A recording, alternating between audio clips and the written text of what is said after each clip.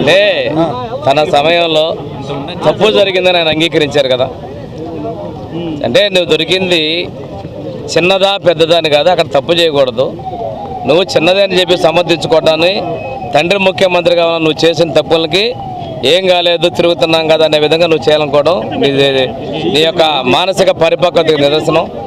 అంతేగాని అక్కడ జరిగింది ఆ విషయం మీద మేము చేస్తున్నాం. లేని దాన్ని తీసుకొచ్చి ఆ రోజు పచ్చలాహారాలన్నీ రకరకాల పింక్ డైమండ్ అని నువ్వు ఆరోపణలు చేసావు నీ వ్యక్తిగత స్వార్థం కోసం, నీ రాజకీయ లబ్ధి కోసం. కానీ ఈరోజు మేము అలా చేయట్లా. తప్పు చేయకూడదు. దేవుడి సమక్షంలో చేశారు, విచారణ చేస్తున్నాం. అది చిన్నదా పెద్దదా తెలుస్తాం.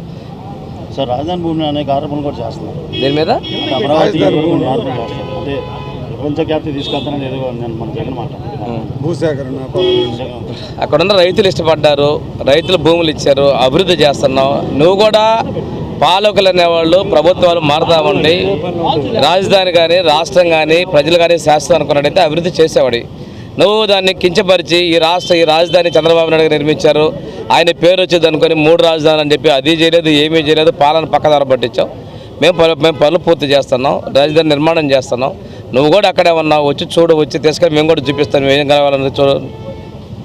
అనవసరమైన నిందలు చేయొద్దని చెప్పి చెప్తున్నాను నేను.